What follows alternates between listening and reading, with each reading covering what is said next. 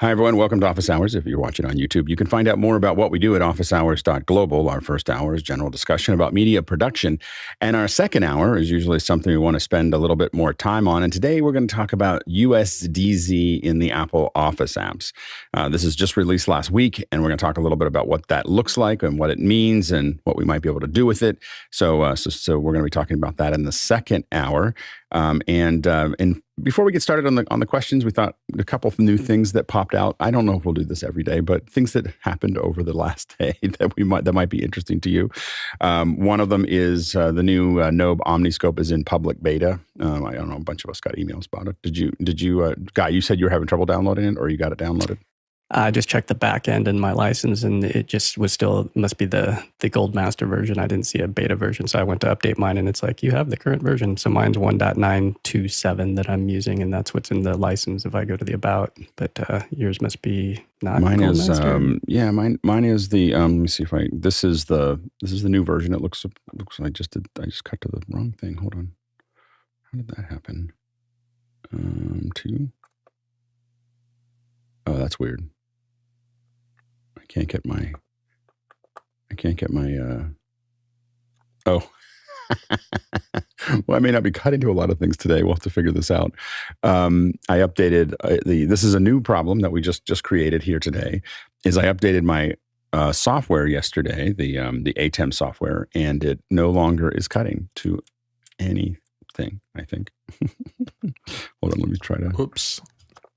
Yeah, it's like in my preview. See, that's not my preview. I have two in preview, so don't update the ATEM today because it may not. You may have lost your presets, so it may have changed your key or your downstream. Check that you have the outputs selected properly.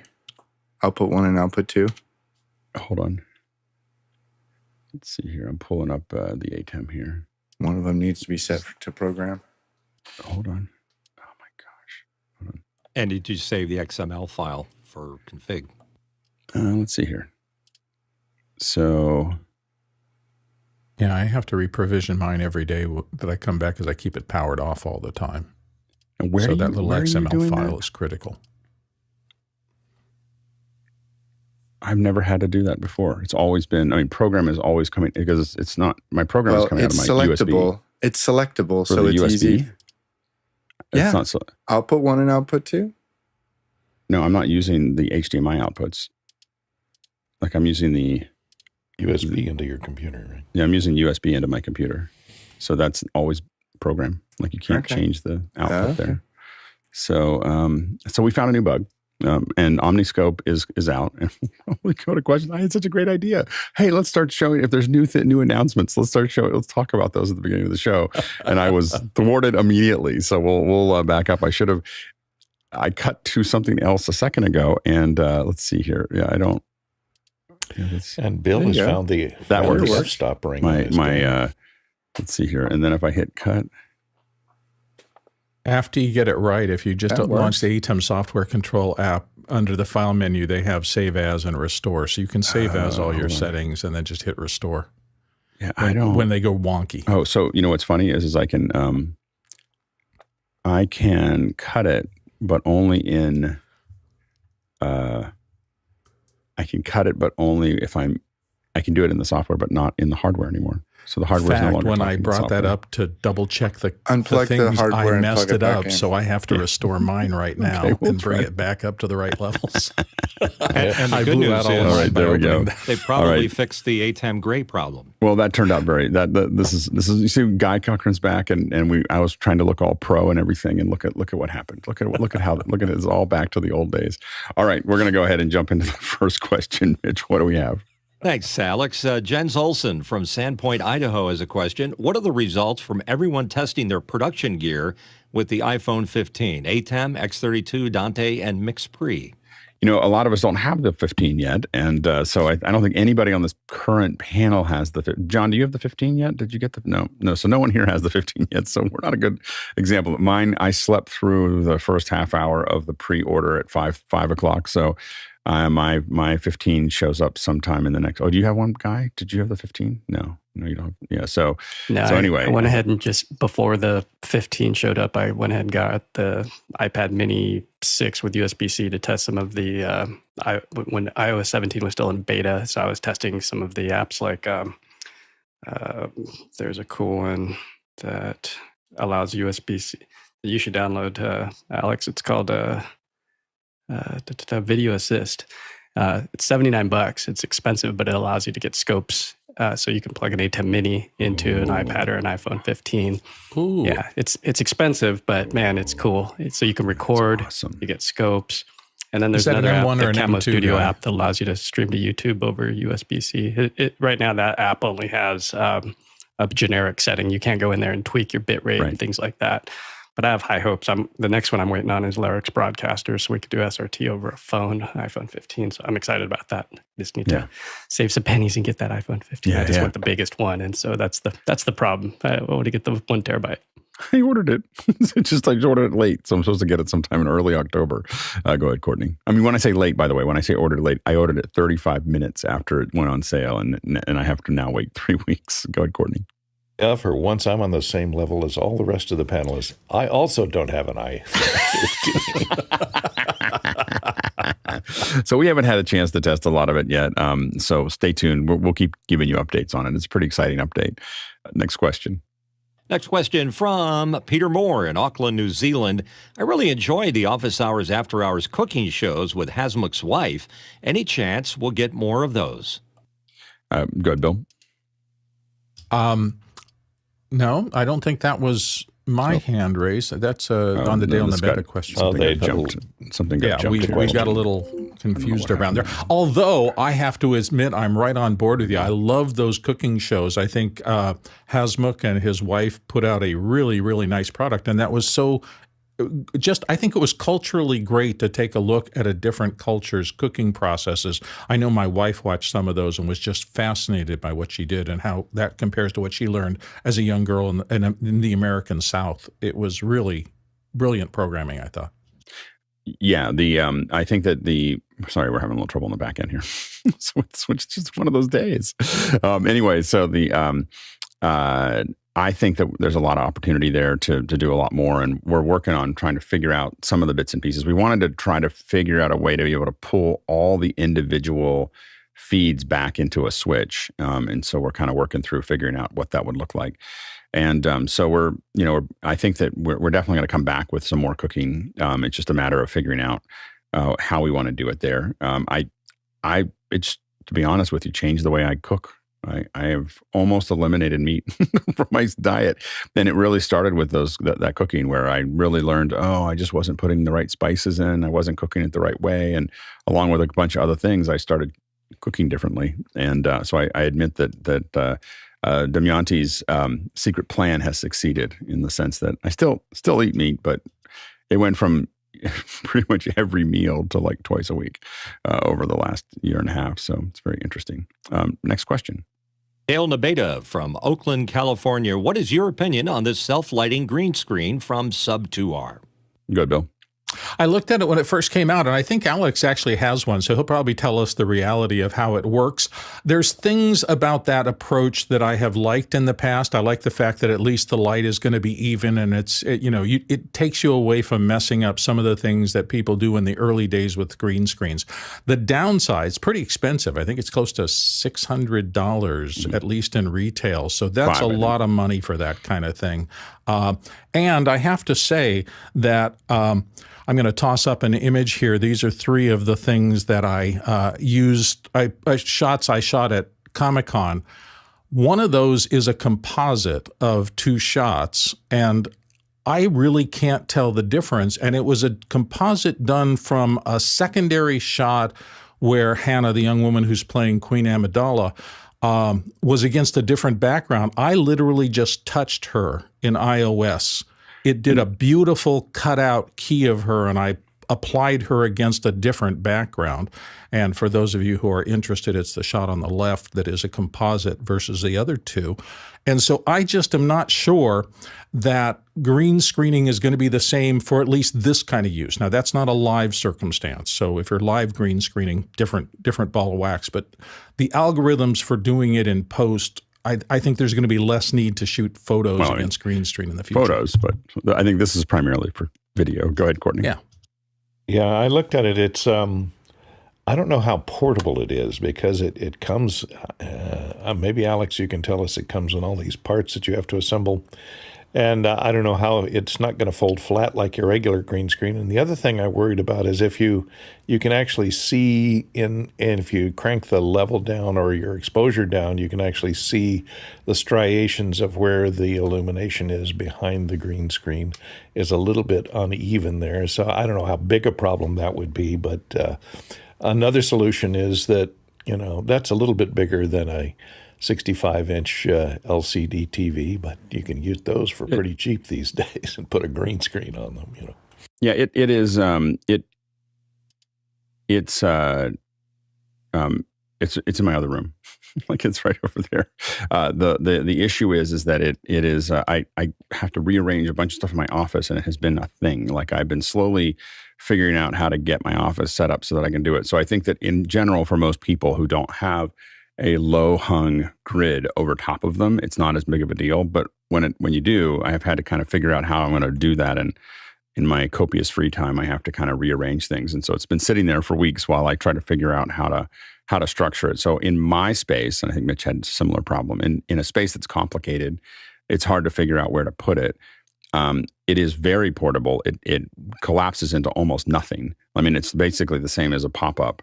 I think that if it works, it's the $600 to me would be nothing if I was able to do the interviews. I just haven't been able to get it, and I may bring it out in pieces, or just you might see some edges to it. And so I've been trying to kind of figure that out. It's just the structure of my office has made it hard to test. It's not. Like in most normal offices, it would be fine. Just mine is very set up. And so that's what I've been trying to kind of, I may have to turn it sideways, but it pops up really, really easily. It collapses into something that you can basically check, or throw into the trunk of your car.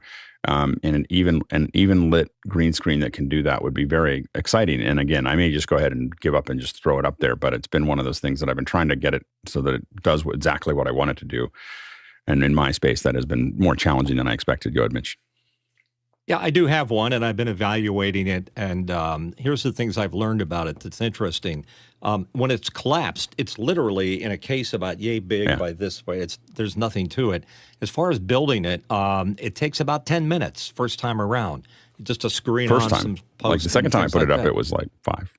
Five. So here's the thing with it. It is self-lit, and it doesn't really show those striations, Courtney, that you were pointing out. But it could, I suppose, under certain conditions. But for a self-lit green screen, it works great. It's 5 feet by 7 feet. And I would think that the best use for it is going on mobile shoots where you're going to a corporate headquarters and you want to place somebody in front of a green screen, quick and easy. And the fact that you don't have to deal with lighting, which is the big deal with this thing, is very convenient. You just turn a little USB rheostat on. You can set to 3 different levels. So I give it a thumbs up. The only problem is, and they saw me try to do this on After Hours, is when you get that taco, Ben. What is it, Bill? That when you're it's the taco, Ben, you got to make the taco. Yeah. When you're making a taco, except it's twice as hard because it's doubly thick with a little bit of space between. It took me many, many tries and much frustration and many bad words. Yeah. Go ahead, Courtney. Yeah, one question I had is, are the LED backlights green, or are they RGB, or can you do a blue screen with it? And in other words, is the screen Fabric itself screen. Translucent? Yeah, no blue. The screen is already green, only. and the lights probably are green also. So it's green LEDs and a green fabric. Yeah. Okay. It's all green. Next question. From Douglas Carmichael, I'm working with a church to improve their PA and streaming infrastructure, and they say that things can move at their own pace. So implementing changes can take some time. However, can I make a case for church leadership for investing in production? Good guy. Yeah, this is a really slow-moving one with a lot of politics. You got to be careful. You got to tread carefully, especially if you're coming in as a volunteer. Our church has one camera with PTZ and a basic encoder. It's nothing glamorous, but it gets the message across, and that's what they want. So coming in as a volunteer and trying to push the technology envelope, you got to remember what happens if you leave and you brought in all this tech, and now somebody has to figure it all out. Keeping it simple for them is probably the best bet. You just gotta paint the vision, but if they follow it, you could say, here's what this other church is doing. Here's where we can go. So like this church that I went into locally, they had 2ME, HyperDex, Web Presenter, vMix, multiple PTZs, and I was just blown away. ProPresenter, they had the teleprompter. So the person on stage could look up and see from ProPresenter the words to the music. It was just fascinating, but everybody's at a different level. So you just got to be careful as to if you come barging in and start making all these demands about changing this and getting this mixer and this expensive stuff, because they have budgets and you just got to be realistic about it. You might want to look at other churches if that's, I know that's a little deep, but you just got to kind of maybe look at who has what and who's more into pushing the technology envelope. But I found that churches move very, very slow, and pushing can be a fruitless effort. Go ahead, Courtney. You could convince the elders or the leaders of the church to set up a special AV fund that people could contribute to, to tithe to, that is separate from their regular pass the plate kind of fund, to bring you up to the level of the other churches, and convince people that you need to, convince the church membership that they need to up their game a little bit to be able to bring the services to their people at home, and the ability to watch these days in a multimedia world, Yeah, I agree with you got to kind of, with almost anything in a large organization, you have to think in long terms, like years. Like don't think in weeks or days, think in months and years, and sometimes decades. So it just depends on how big the organization is. And so you just don't want to move slowly. I will say that the churches that I've seen be successful at this actually do a fairly in-depth investment. When you get little tools, what happens is it's really frustrating for the volunteers.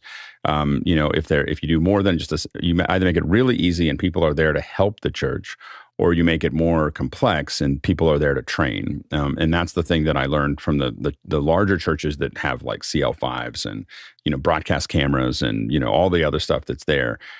It's seen by the folks that are volunteering as an opportunity to learn how to touch the big gear and learn how to use it. And they're not looking, they want to help the church. They're in the church or whatever, but they're not doing it as a favor. They're doing it as an opportunity.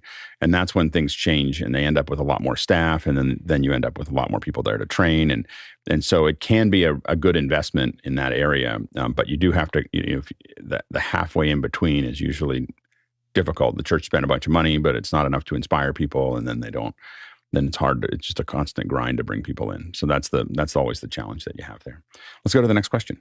Andy Kokendorfer from Viera, Florida. It looks like Nobe Omniscope has a new version. Has anyone tried it out?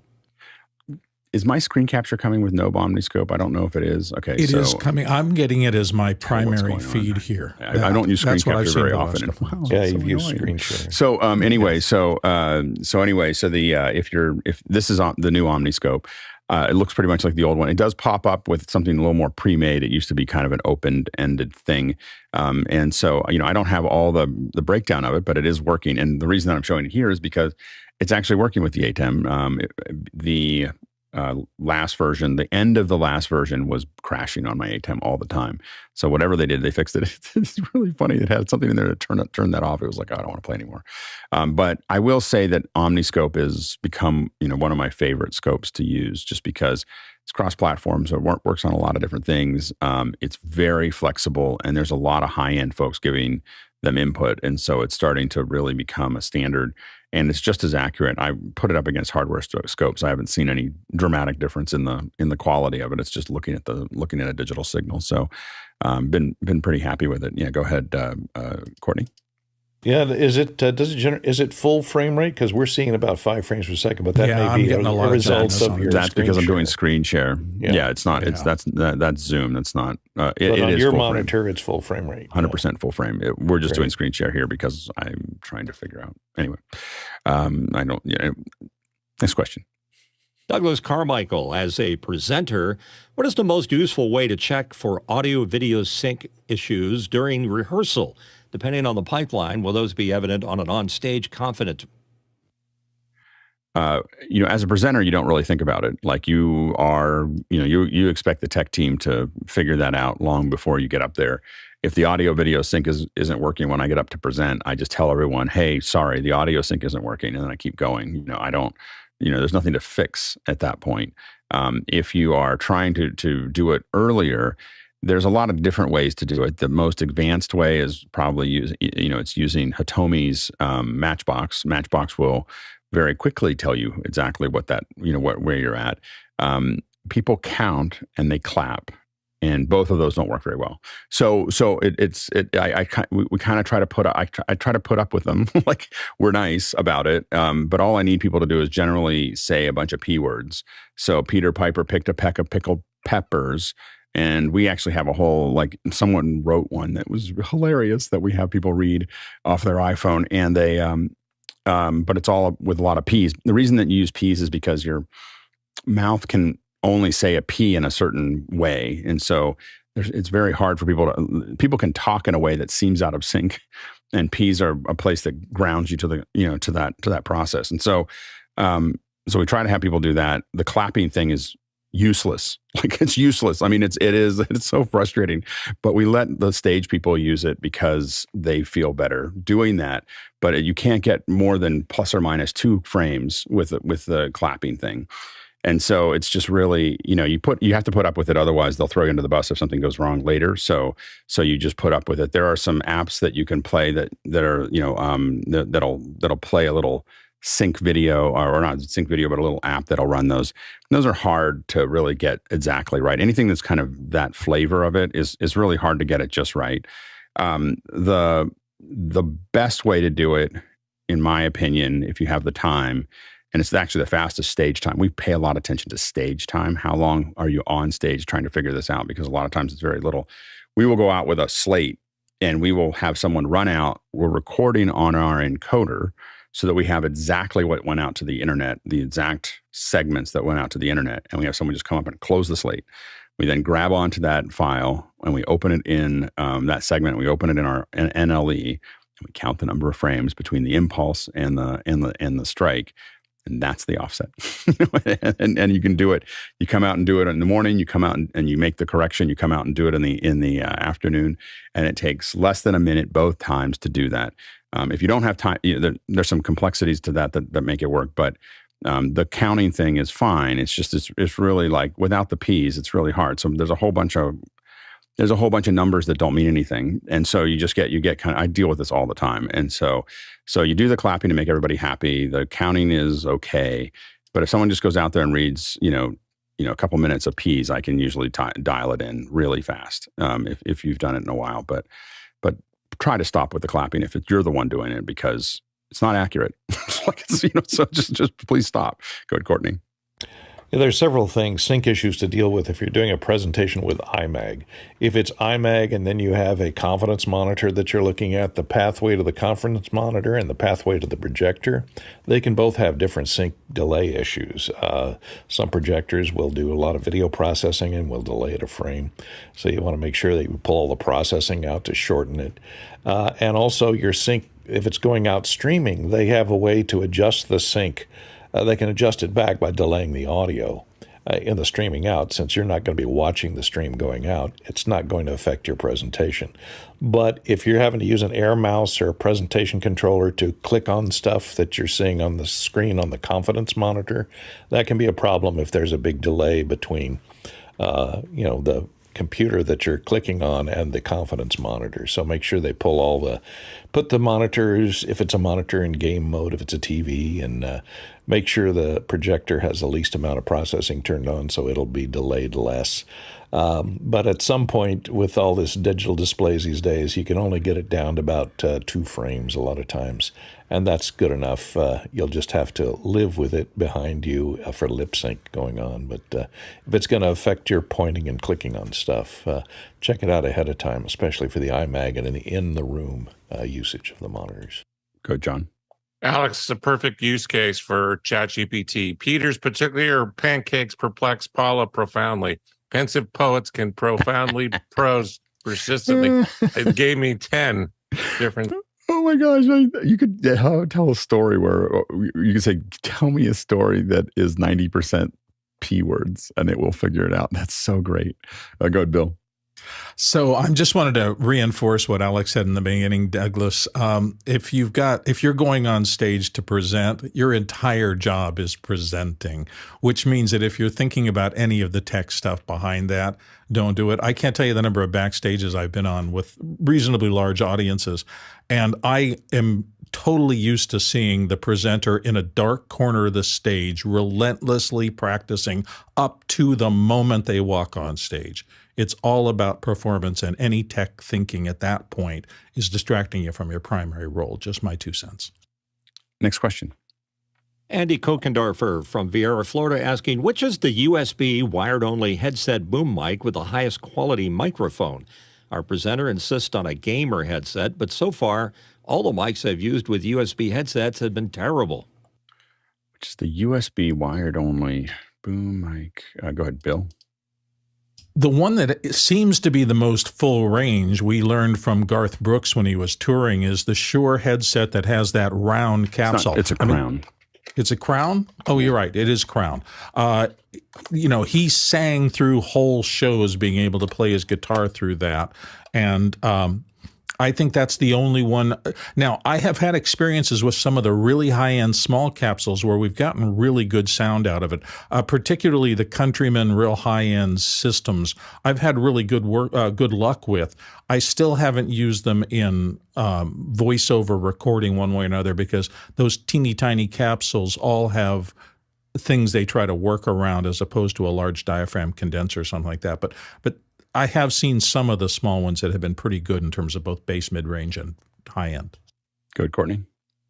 Shure makes a line of broadcast headsets that are used for sports broadcasting that have pretty high qualities, dynamic microphones, noise-canceling microphones that are on them. I don't think this is one. I think this is a intercom headset, but if you look on Shure's website, I think they will have some that look like this that are designed for broadcast, so they're high-quality microphones. And a headset, if that's what you're looking for. If the person isn't going to be on camera, or if they're, don't mind wearing over-the-ear headsets. Sorry, I was trying to grab something here. Yeah, I just looked it up. It's the Crown CM311A is the one that Garth uses. So I think that this, drum roll, please. Hold on. This is your best. That's not the cheapest one, but.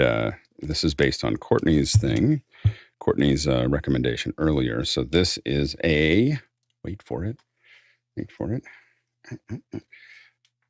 This is a DPA 4066 into the new Shure.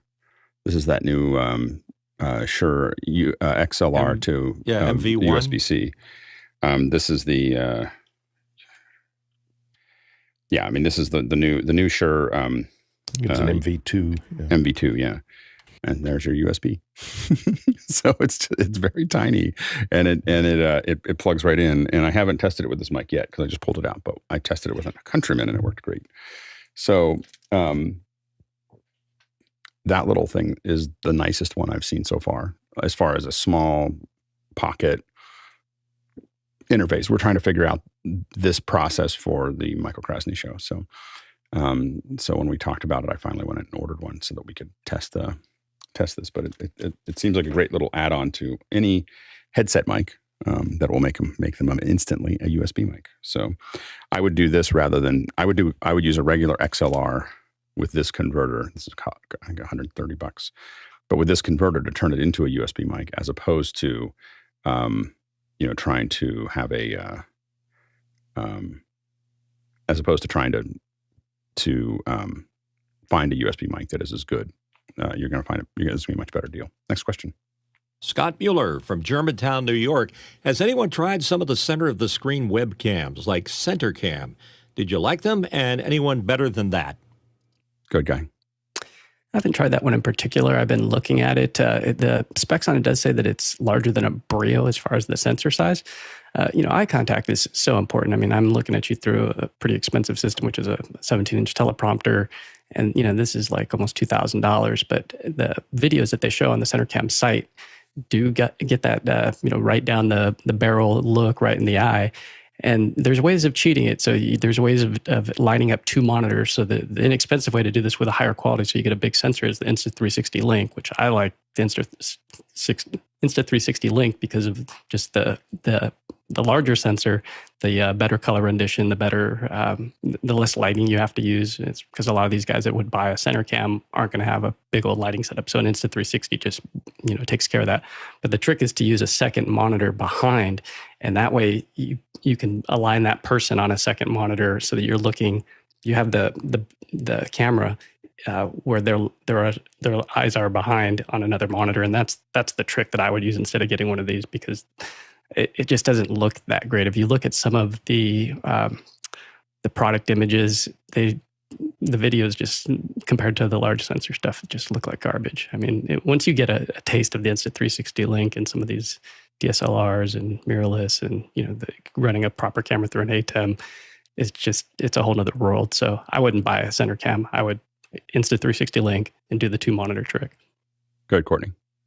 Yeah, I haven't looked at the center cam. If it's the one that's on a little stalk that comes down and sticks in the center of your screen, it might be okay for eye contact, but then the person you're looking at is going to have like a camera on their nose or something. So you have to deal with that. And if you're using it for teleprompting, it would definitely get in the way and would block out some of the letters in the lines. And so it may interfere with trying to read off a teleprompter if you're using it for that in lieu of a beam splitter.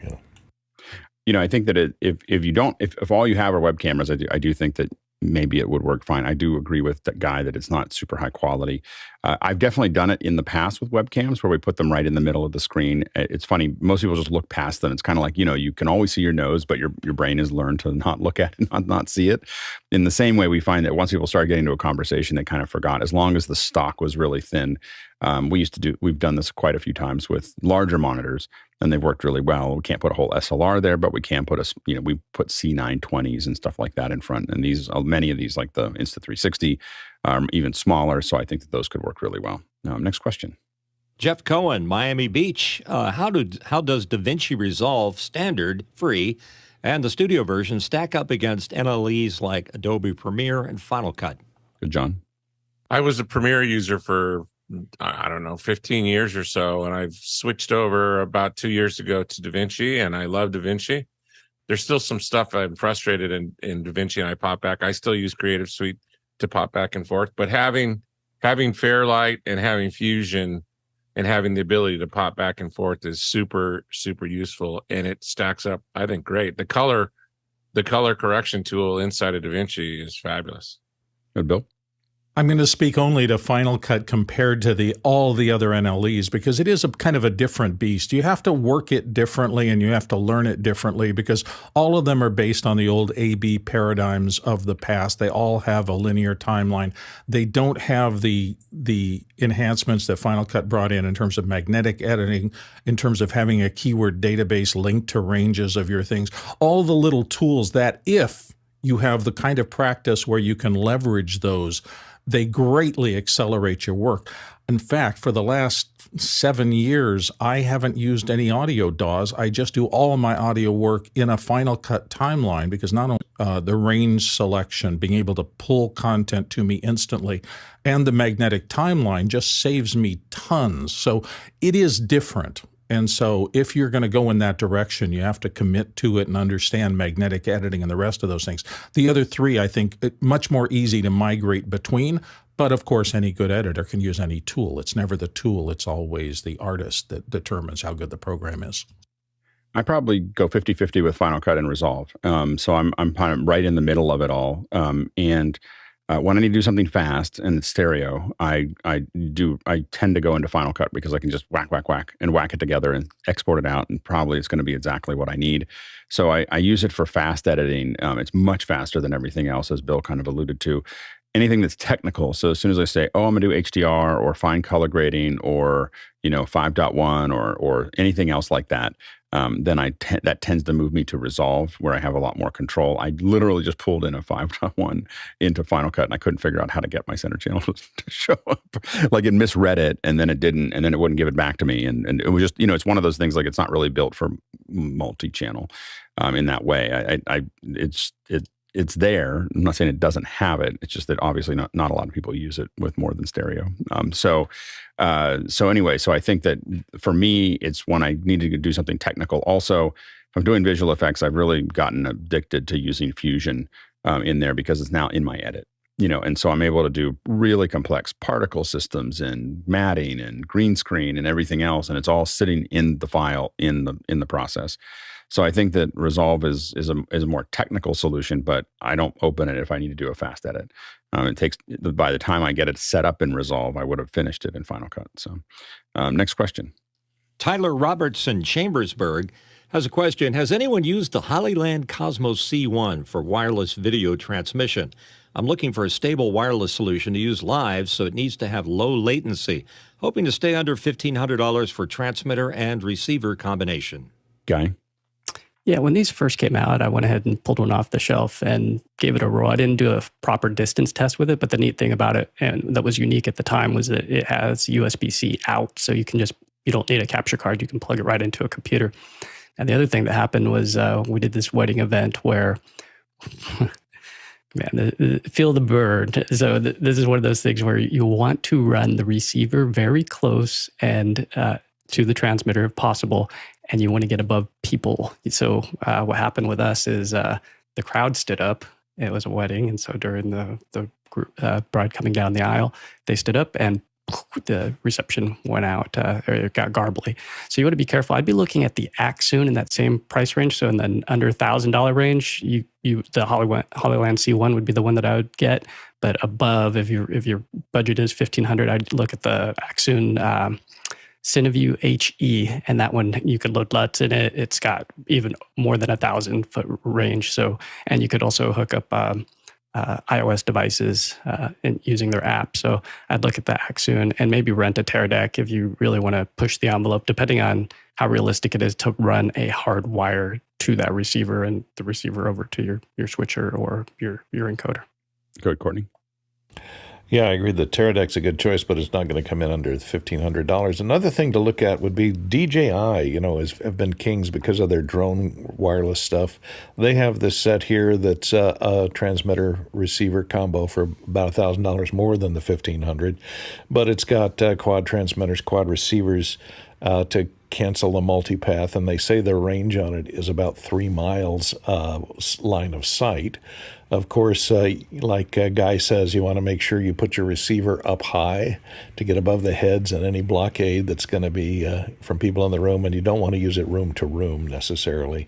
Although these DJIs can punch through some walls pretty well, but because they're pretty high power and they're extremely low latency because they've been using these low latency 2.4 and 5 gigahertz transmitters for their first-person video drones. And if you're flying one of those drones at 35 miles an hour, you don't want any latency involved in controlling it to avoid those trees and things. By the way, DJI had a big set of announcements yesterday. The new DJI Mini 4 Pro just came out. Looks pretty impressive. And it is a 4K 60 frames per second HDR, true vertical shooting. So it actually takes the little lens and turns it, takes the camera and turns it up. So you can do 9:16 drone shots for your next TikTok. And 100 frames per second at 1080p. 100 frames per second. Yeah, 100 frames is so weird. Like 120 makes sense. And, you always know that there was some technical hit. Like, that FPGA can't quite go that fast. And so, because 120 would be the natural one to go to.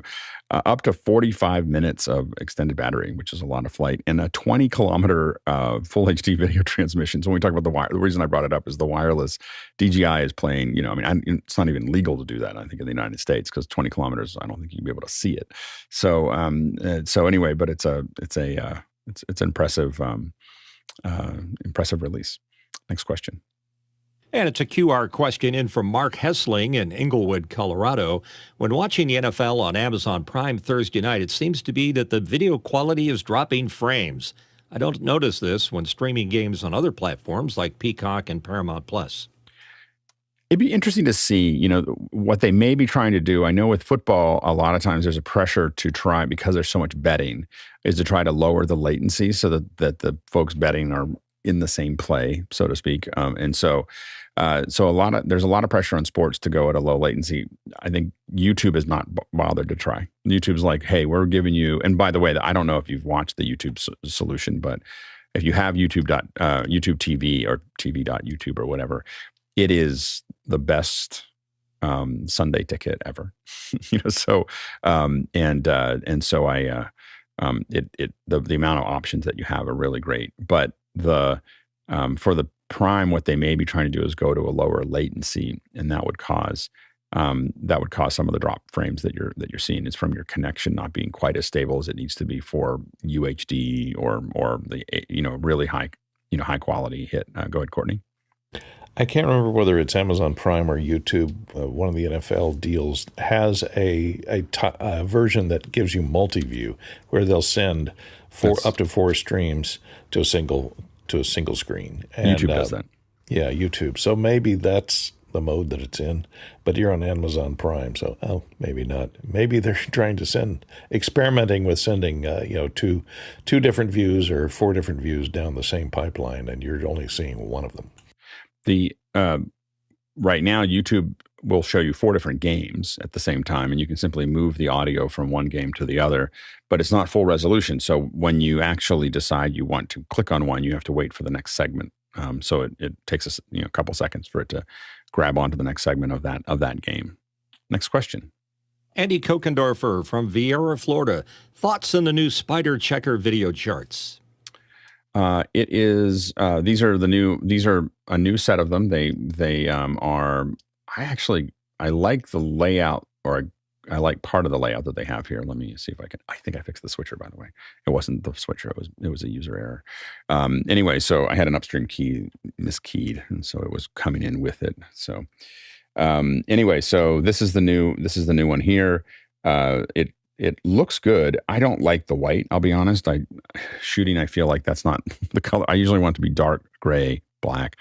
Now it makes it harder to expose the colors without blowing that white out. So I was a little not excited about the white color itself, but I also but I do think I like the structure here of those colors. It means that as they go around that, this is so the reason that this is interesting is that this is the color chart going around the way you'd see in a Dumont chart.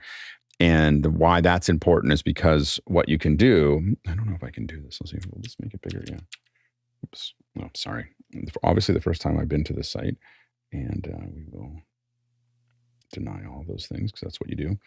Anyway, so the reason that this is important here is that if I zoom in on this and I cut through the middle of these with my transition I do a transition in my ATEM and I cut through these going around like this. So I have the inside square as the one camera and the outside square as the other camera. I can use that to match those two cameras together. If I see a line, this is how I use the Dumont chart. If I see a line there, it means that those colors aren't matched. And when the line disappears across all those colors, then I'm matched. And this is the first time I've seen this in something other than a Dumont chart. And so I might buy it just for that, just to have that there, because having that in your pocket and be able to pull it open to be able to match cameras. I mean, for most professional things, I would use a Dumont chart, but the Chroma Dumont chart from DSC Labs. But for my own stuff, that'd be useful. So it's interesting. Next question. Jack Ruppel from Breckenridge, Colorado. How can I get Office Hours 5.1 video on the Saturday show question? There's not much. There's not much 5.1 yet. I believe we're streaming in 5.1, but we're just coming down the center channel. But we will. You'll see us start to experiment with that over the next couple of weeks. And so right now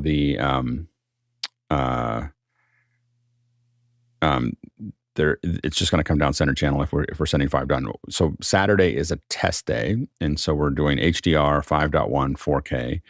We plan to move by the end of the year to all the days, but we're trying to knock out some of the issues that we have on the way in between. So we're kind of going through this slowly. And so Saturday, we've been testing it all year, but it hasn't been moving fast enough because of a variety of things. And so I decided to just go ahead and use Saturday for that, because we're not doing education or accessibility while we do these tests. So Saturday is Q&A, the only way to see the HDR in 5.1 right now is over a set-top box, so Chromecast or Apple TV or other things like that, and a system, obviously, that can support that. But it's not available yet on mobile. You can see the HDR in mobile devices, but the 5.1, you need to be on a set-top box with a receiver that's going to support it. Next question. Jeremy Horn from San Francisco Bay Area.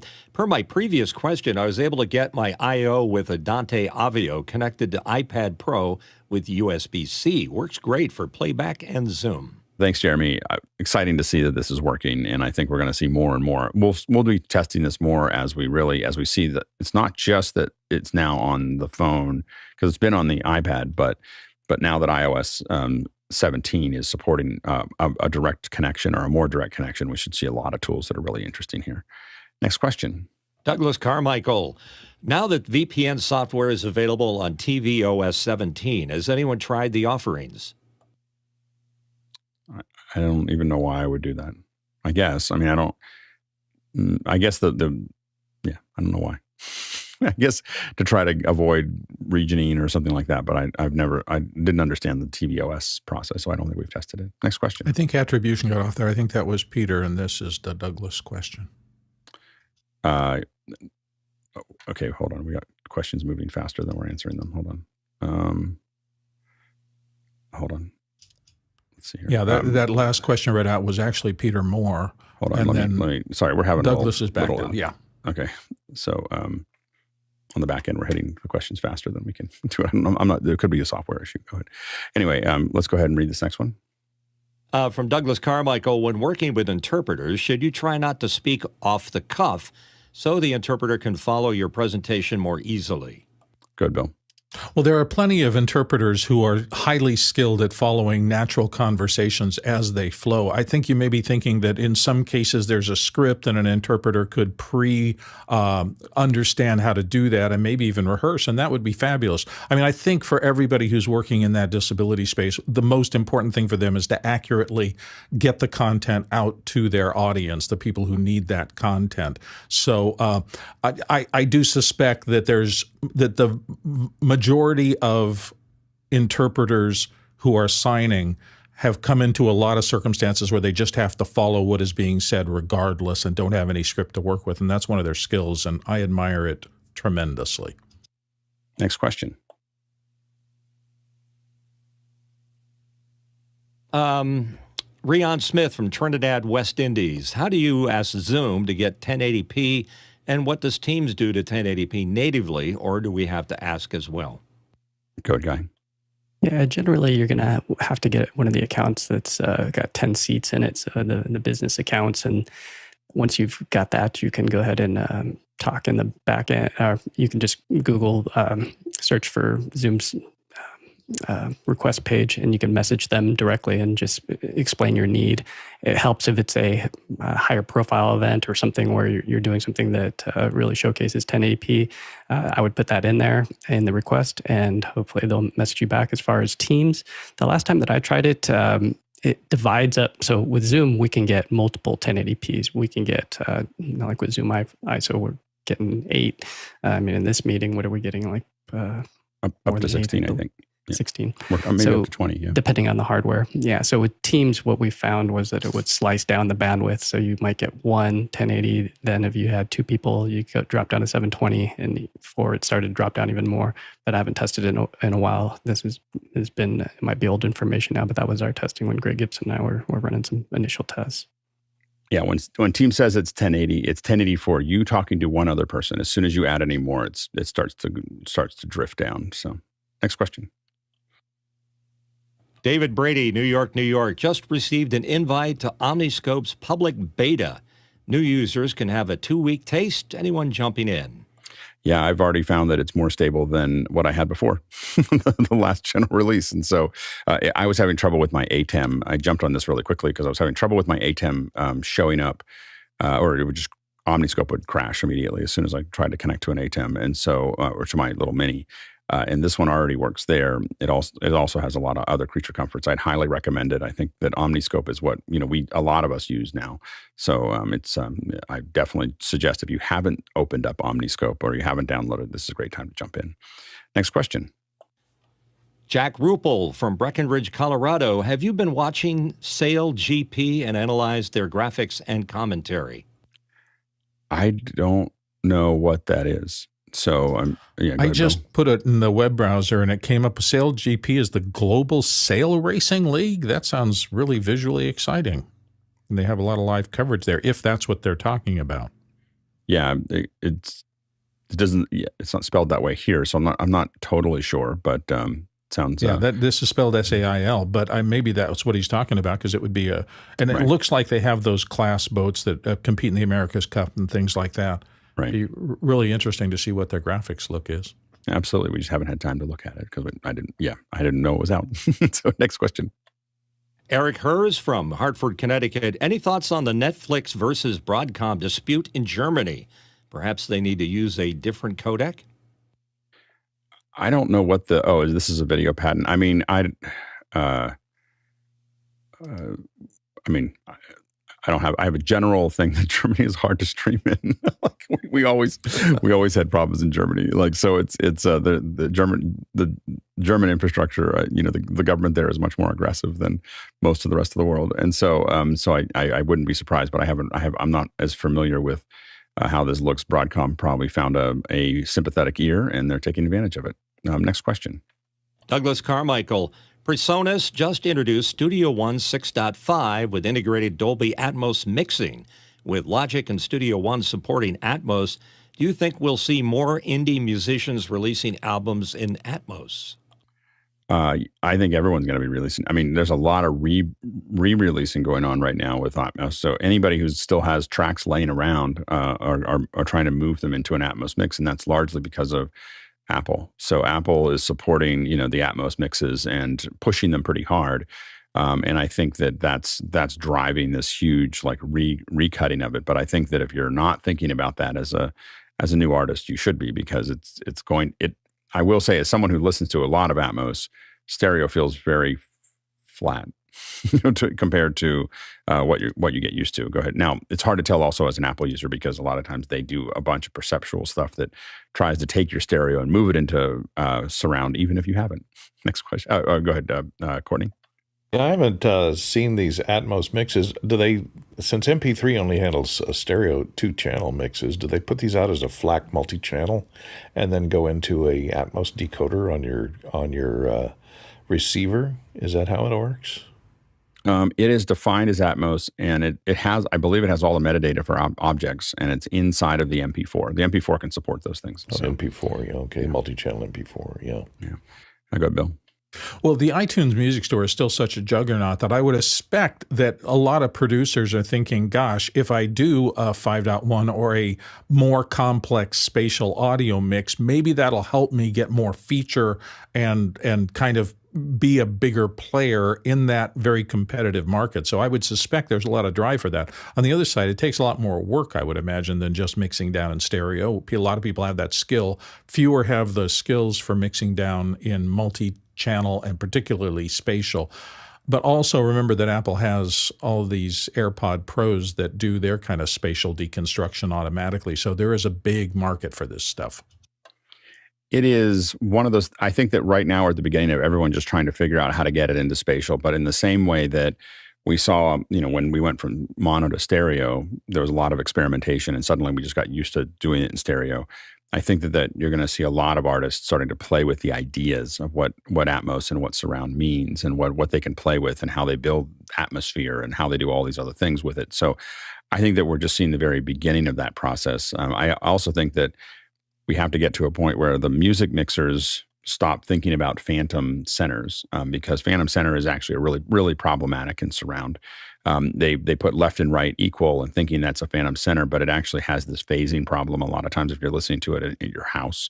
It works in your headphones, but it doesn't necessarily work if you're off a little bit. A good example of this is Tom Sawyer by Rush. If you listen to it in Atmos on your home system, the instrumentation will sound amazing, but as soon as Geddy Lee starts to sing, you start to hear the phasing problem that happens, or some kind of, it basically sounds like it's doubled up just a little bit, and it would be better if it came down the center track. Next question. Peter Moore in Auckland, New Zealand. Can Alex remind us, or me, what Sony camera and lens he's using on office hours, after hours, and Mac break with its awesome autofocus? Yeah, I'm using the EV10, the Sony, I can't remember the first part of it, but the Sony EV10. And I'm using a 35 millimeter 1.8 lens. That's what I'm using right now as my web camera. I have to admit that I'm probably going to go back to the FX30 for my main web camera. The reason for that is that the EV10 doesn't have enough color control. So I mean, it's fine. I can't do any fine tweaking on it. There's no LUTs. And so it's just, and the controls are a little less. So I'm probably going to make it my travel camera. So it'll still be used. It'll be put in my travel kit. So that'll be the travel camera. I was planning to use the FX30 for that.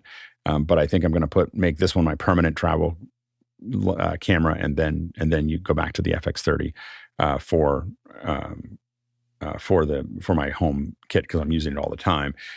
So I think that's the direction I'm going. I'm trying to build kits that cost less. And one of the things I have to admit that I'm really excited about is the new Blackmagic cameras with rest control. So I think that came out last week as well.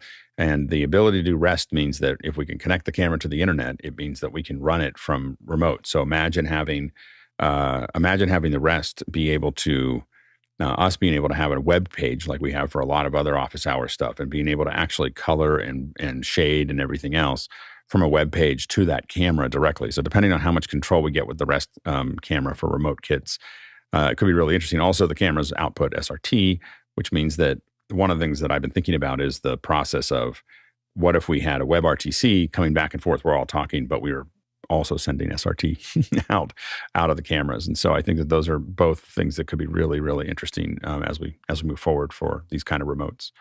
Next question. Douglas Carmichael, for a church that wants to book outside artists and presenters, how can you make your church as guest-friendly as possible? Go ahead, Bill. I would say that the number one thing is fill the seats. I mean, this is a symbiotic relationship.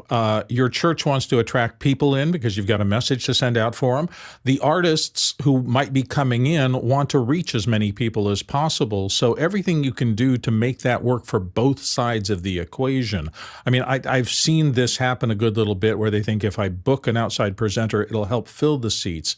But if they come and you have a quarter-size crowd, there's a very difficult process to try to rebook not only them, but people they talk to. So this is one of those strange things where you really have to make sure, I think, that you're as full as possible if you want to continue along this path of doing outside draw entertainment.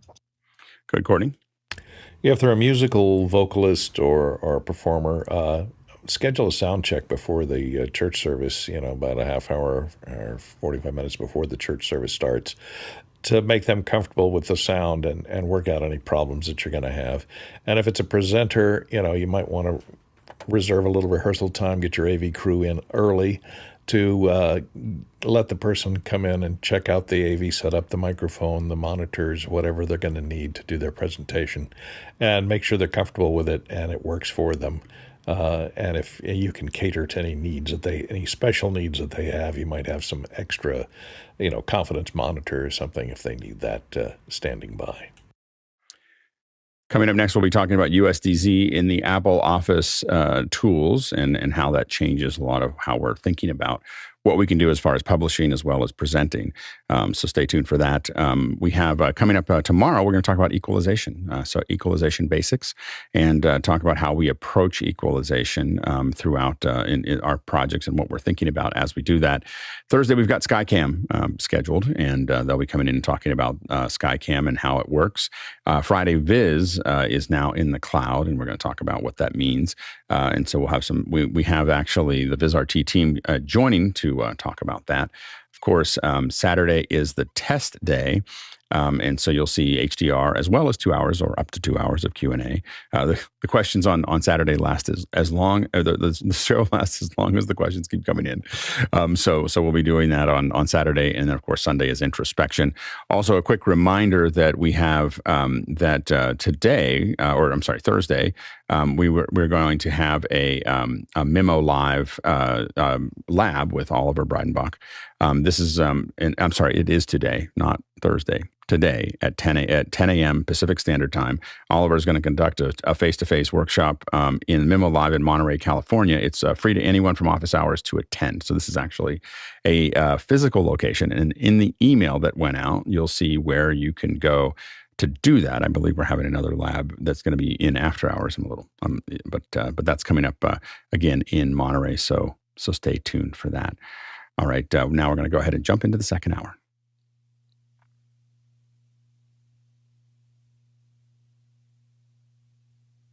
Welcome back to the second hour, and we are now going to talk about USDZ. USDZ is the little bit of background there is the Universal Scene Description zipped. So USD is Universal Scene Description, and this was created by Pixar to move whole scenes back and forth, and so this was they've been using it for a long time. Apple came in and decided to zip it up and give it to us as a single file, and it has been, I think Apple announced it in 2015 or 2016, and this has been it's been a slow roll. We've seen a reality creator, reality converter. We've seen it's dropped into Motion and Final Cut. We've seen a lot of things that are slowly rolling out. But what I think is going to be a watershed moment for at least Apple users is the support of USDZ in the Apple Office apps. And the reason for that is that, and I'll show you a little bit about why, but I think that there are, it changes the way a lot of us do presentations. Now, PowerPoint has had some version of 3D in it for a long time. I actually think I'm going to show you an example of, I'm going to show you one example that I did and I put up on, actually you can see a walkthrough of it on our webpage, or not on webpage, but in YouTube. You'll see a little USDZ. I'm going to put a bunch of other things up there related to USDZ. USDZ, by the way, is also supported in Resolve now. So you can throw USDZ models into there as well. But one of the things that I think is interesting is the ability to reframe everything as you work. So what I'm going to do is show you a little bit of that. And I need to, let's see here. Let's pull up Keynote here.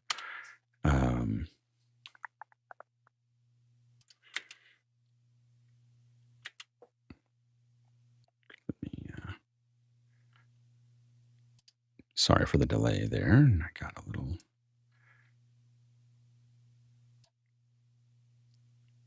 And I think that one of the things that I have a whole bunch of objects in here. So I'm going to, we talked about this a little on Sunday, I believe. It was Sunday, right? I don't think it was Monday. I don't think it was yesterday. I think we were talking about it. So let me cut to, see, it now works. So anyway, so if we hit play here, this is a USDZ model, and we'll come back to do it. But what you want to look at here is if I say, oh, I have this here, I can illustrate this. Remember, I'm doing this all in Keynote. And then I can add 2D over top of that. So I can show how something might work. Then I can, rotate around. Oh, this is me collecting a bunch of different things. We'll talk about that. I was throwing something in to get ready, but you get the idea of what you're able to do here. And if I hit play again here, hold on. I just had a file that had that there. So here you have this, and then I can bring it back. But all of this is being done in real time. And so being able to do this inside of Keynote is pretty interesting. One of the things that I was playing with, this is what I was doing here. Here you have a butterfly that pops in. This was Courtney was asking whether it looped or not, because it's something that works in Keynote. And then I added a transition. You can see it, look at it above, and then I can look at it here, and off it goes. So it flies off. So that is but remember, we're doing this inside of, we're doing all of this inside of I'm going to do this real quickly here just so you can see, this is now what this is coming from the Smithsonian. So the Smithsonian actually has some of their files already in USDZ, and if they're in OBJ, if they're in OBJ, you can convert them with the reality converter to make that happen. But now to look at what we're doing here is if I click on this, I can simply move it around. Like that is a 3D model inside of Keynote. But you can see how being able to move some of those things around could be very powerful as far as being able to do illustrations. So when you're talking about an object, so for instance, we used to build models of a lot of things. There's some speakers. I'll turn those off for now. But for instance, for almost every object that we had in Pixel Core, we built a SketchUp model. So this isn't going to work perfectly because the SketchUp conversion wasn't perfect, but you'll get a sense of it. We used to build these so that we could do layouts. But this is a 3D model this is a US Sound Devices Mix Pre, but you have all of these little bits and pieces. So if you want to show how something works, this is a really powerful, way to, if I was a manufacturer and I wanted to build how to use something or how to do something, this is the way I would do it at this point. I think I have another example here. Let's see, this was one that I was kind of playing with. I'm going to do a video of how I did this in the next week or so. But if you look at this has also the dynamic background. So this is going here, but you can say, and this is a model that Chris Fritchie actually built. So you can see this is the wireless. This is the pole attachment. This is the solar power, and the sensors. Or I'm sorry, I haven't finished it, obviously. So what I will say is that I think that this model represents what I don't think Apple has done well, and what was missing from a lot of the stuff is actually a good model.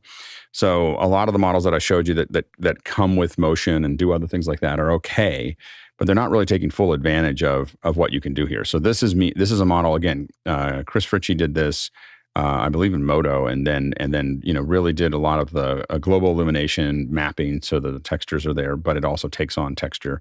And really, he had a physical one. He really made it look like it and did a really amazing job at putting this together. And this is the kind of level that's possible. And this is not taxing my computer at all. It feels very light and easy, and it is. And so this is I think that being able to show products, historical things, anything else you want in a presentation. Now, it used to be that you'd get a picture, or you'd go out and take a photo shoot and do this. And when you have this physical, have this thing that you can just move around as needed. I think it's going to revolutionize the way we the way we do a lot of these things. I'm going to now create to show you how this works again, and then we'll open up to your questions here. But here is we're going to open up a Pages document here. And my favorite Pages document is the study of a cell. It's just a nice layout for a lot of those things. Now, we don't need the cell there, so what we'll do is we'll delete that. And I'm going to just simply drag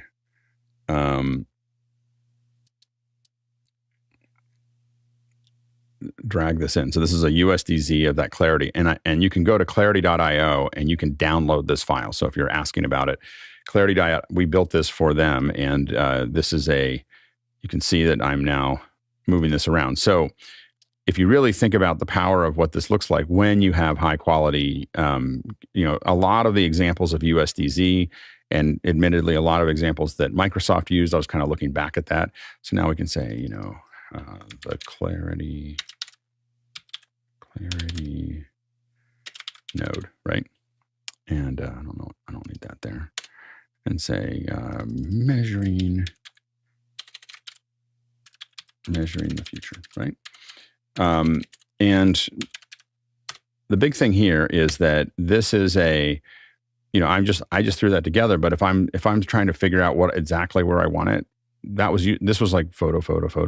Like I take all these photos, and now I simply can do it. And if I want to change it, and if I send someone this Pages document, I can actually, they can move it around. So they're not limited to it. Now I can, so that it will print out right. I'll get rid of these two things here, and I'm going to drag in. This another Clarity node here. So this can be an illustration.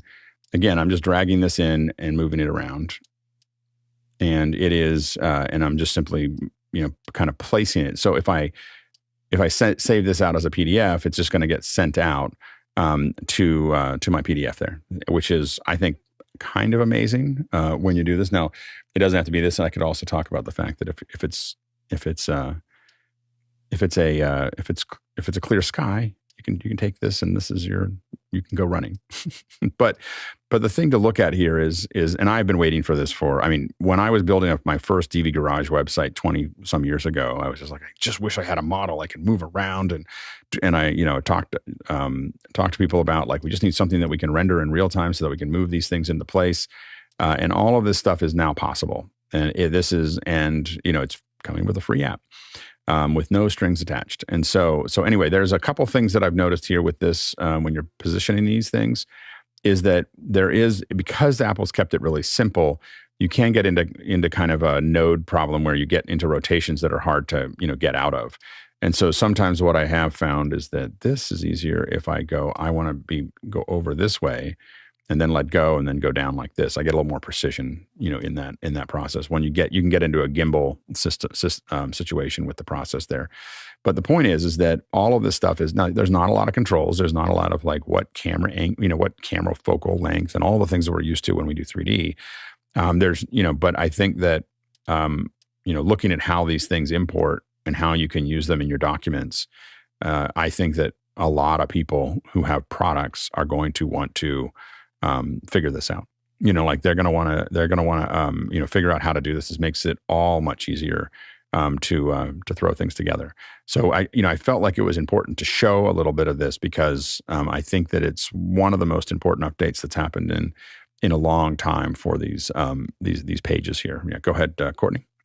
Yeah, a couple of questions. You showed earlier in Keynote where you had the gramophone and you were swiveling it around. Do you do that by programming keyframes and it does the in-betweens to then have the call-outs animated so that it plays back as a little mini movie when you come to that slide in Keynote? Or are you doing that live with the mouse? Hold on, I'll show you. Hold on. Let's see, let me get some of this stuff out of here. I put my thing. So the way this works is, let me cut back to it here. The way this works is that you're using what's called magic move that Apple has, which is moving from one object to another. So if I want to, for instance, this is what I was playing around with. I move this where I want it to go, and so now I might go in here and go like, look at the format. So you just drop a keyframe at that position. Don't even have to drop a keyframe. Really? So Okay. So what I have here is I have this here. I'm going to zoom it like this, and you can see what I have up here is the last one here, and I'm going to turn it like this and scale it up. I guess I did that on this one here, and then I have this one here, and I'm going to, turn it like this. I don't know why I would do that, but it is what it is. Magic move simply says move any object that is consistent between the frames.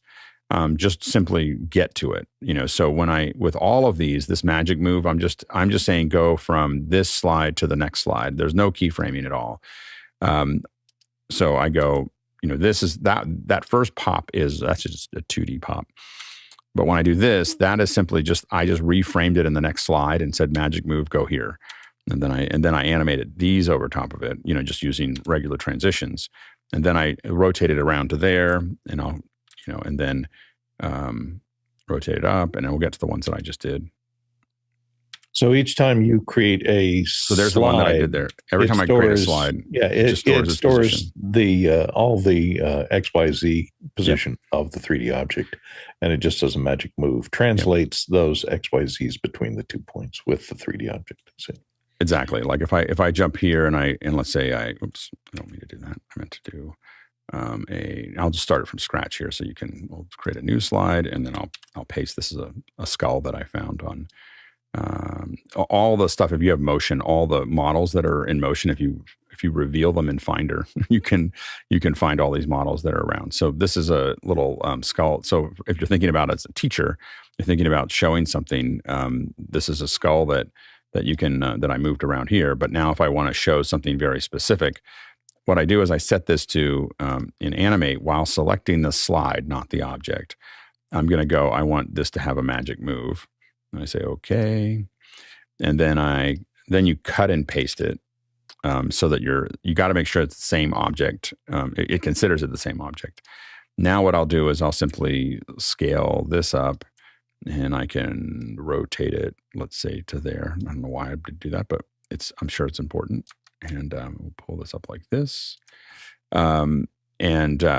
Anyway, so now when I hit play, it's here, and it simply goes up to there. And you can turn on and off there's an ease in and ease out to that.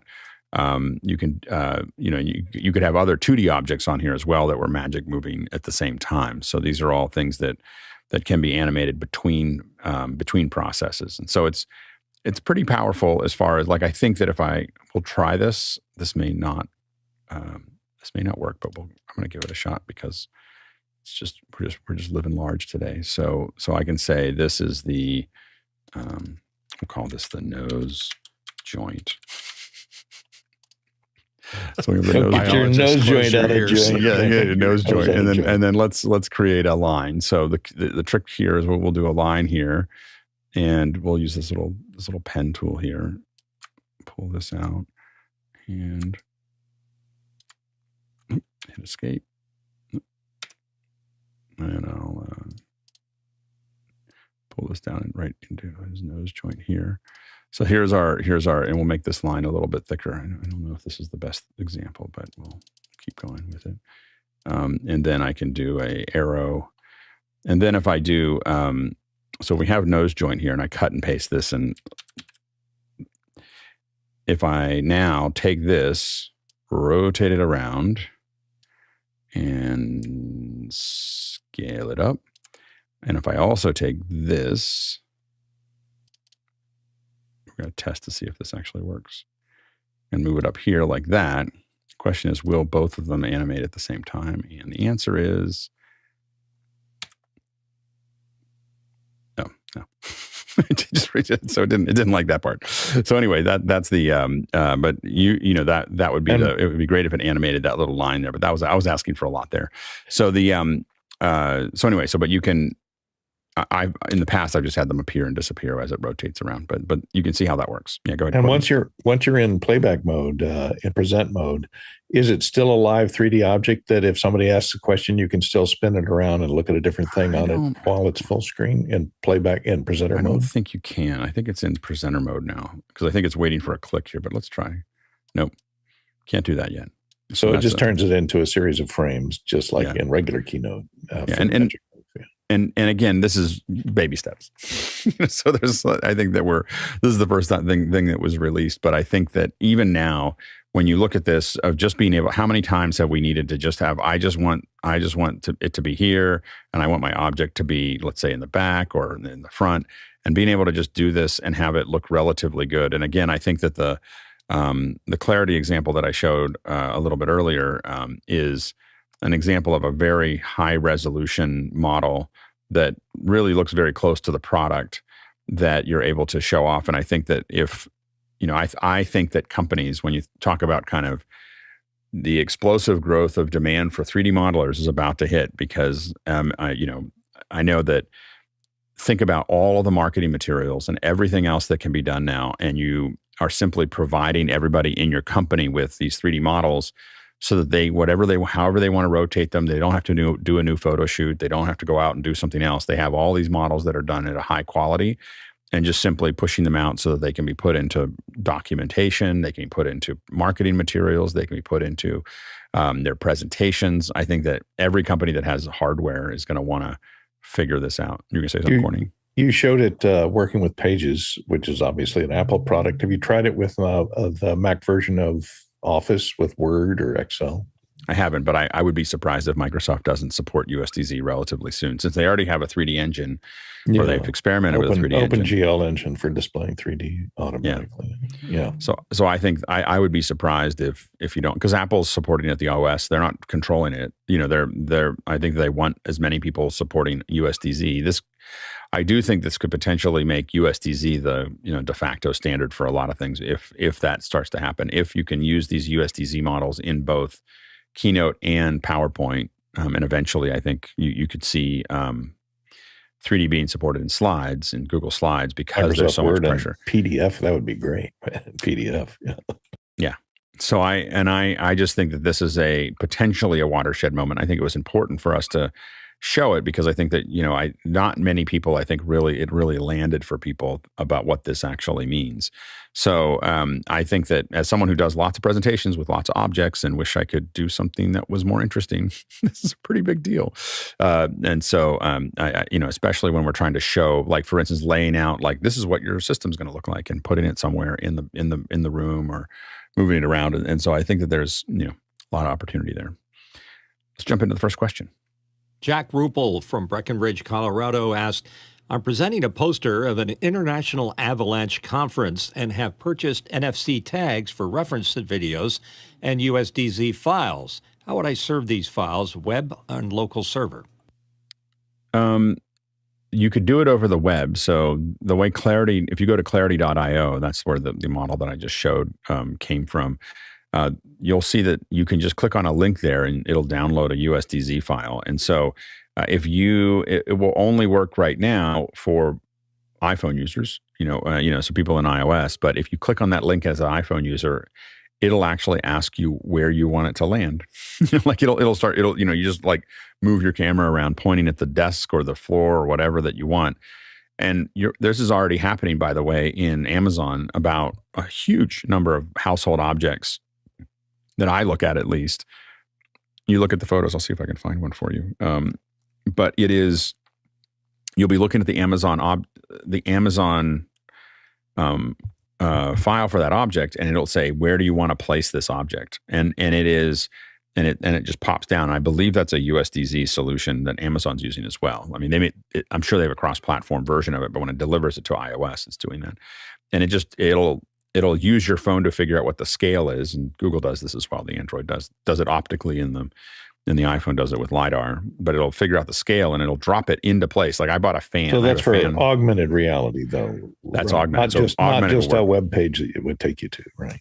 So it turns the camera on and everything else. Yeah, it can. I think you can do it both ways. But the one I've seen, like, for instance, I have a fan that sits in my.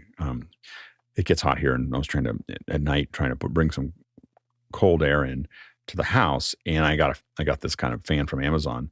I didn't know if it would fit or if it'd be the right size. It's a pretty big fan.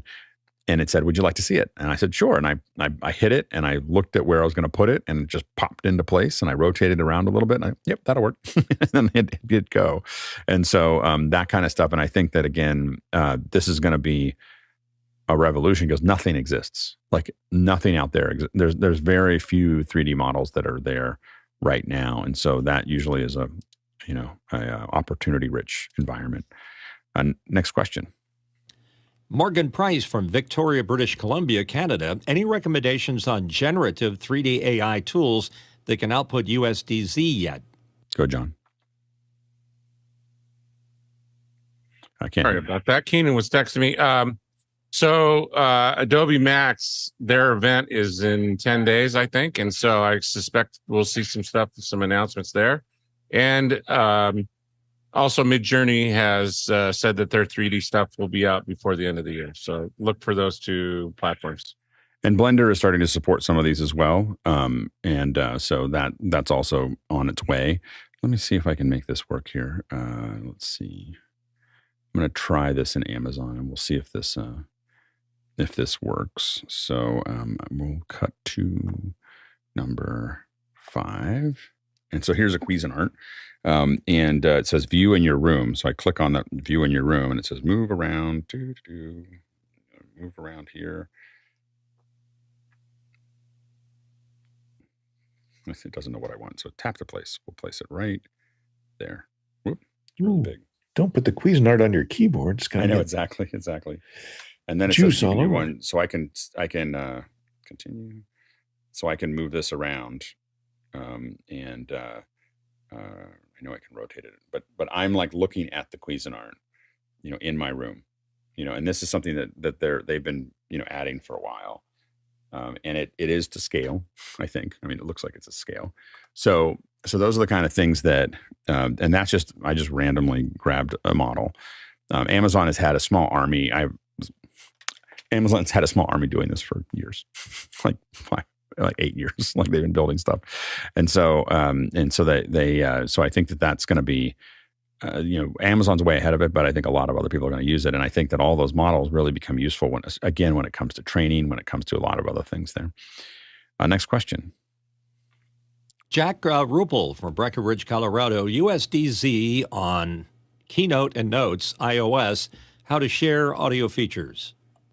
Yeah, so I think that you can literally text this to somebody. I can text someone a USDZ model, and they can. So if Bill was working on something, he said, "Oh, can you just text me the model of the US Mix Pre or USB Pre 2?" I could just simply throw a text to him, and it would get to him. In fact, I can probably we'll try it. We're doing a lot of almost lab stuff here today. So anyway, but you can text someone the model very quickly, and they can simply drag it right out of Messages and right into Keynote, and they'll have that object ready to go. So it's pretty interesting. As far as audio features, there's no audio features connected to the object itself, but you could, of course, put them in your presentation. Next question. Matthias Utila from Helsinki, Finland. Is there any macOS app with USDZ model library that could make importing 3D models more streamlined? Well, importing 3D models in on pages and numbers and Keynote is just dragging it in. Like if you have a USDZ model and you have those, I don't know if there's not much of a USDZ library. That's why I'm talking about it right now. It's because I think it's a really big opportunity to build these libraries for people. And I think people will maybe not pay what they used to pay for 3D models out of TurboSquid, but it's going to be the next clip art. In my opinion, it's about to become the next clip art. And so I think that this is going to be a really interesting time. Next question. Douglas Carmichael, do you think that Apple will bring Reality Creator Converter into macOS as a standard component? Right now, it's part of the developer tools. And so I think that you have to be a developer to do them. I don't know if they're going to make them a standard. I don't know if they feel like that's something that's necessary. I don't know if Apple necessarily wants to make the OBJ conversion that easy, only because they really want people to support USDZ. The problem with just converting OBJs straight over, which I've done a couple of now, is that the texturing and everything else isn't as pretty. By the way, and we'll talk more about this in the future, Substance 3D is one of the best ways to texture a USDZ file or an OBJ file. So you bring the OBJ file in, drop it into Substance. The one thing that I had to do, and I'll do this in another demo, but I built a speaker. I downloaded a speaker, but you have to select all the objects and separate them. So I went into Cinema 4D and separated all those objects out to make sure they were separate parts of a model. Then exported them out to Substance. Then I can texture them all, and it looks really good in that. But Substance is the easiest one to do, and it'll import OBJ, let you resurface it, and then export out the scene. And one of the things that I'm trying to now work on is the ability they have this thing called Sampler, 3D Sampler inside of that Adobe has. And you can take pictures of an object, and it will extract, and take like 7 or 8 pictures of an object, and it will extract the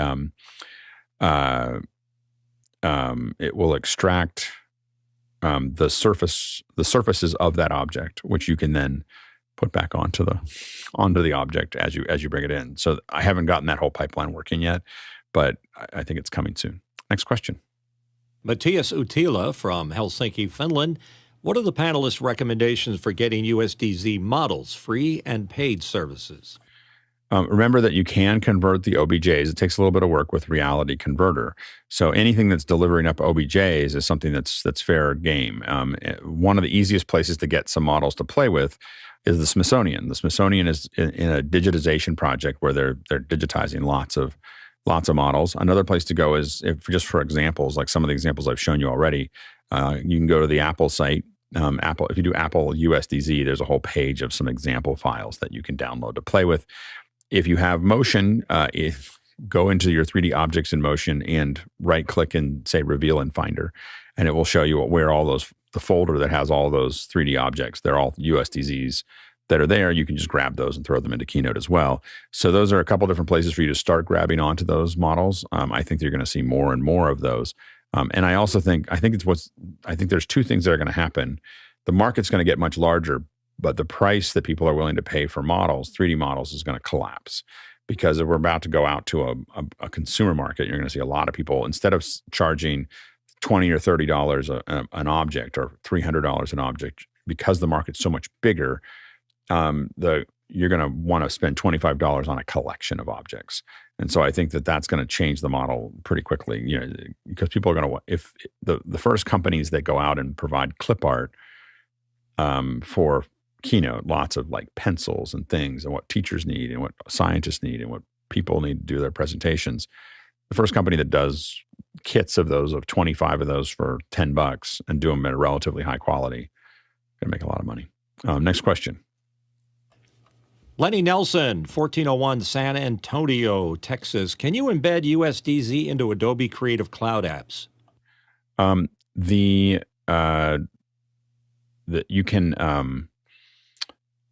I believe you can bring them into. I don't think you can put them into the standard cloud apps. I don't think that they go into Illustrator and Photoshop yet.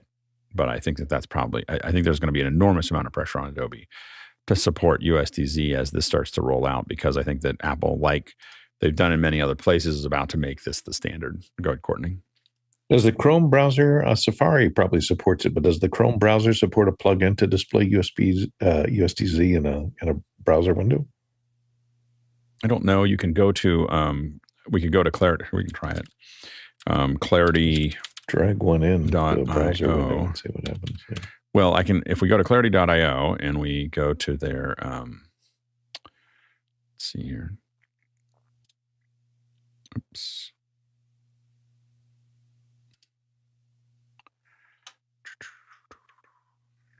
I think it'll just download it. I don't think it'll, yeah.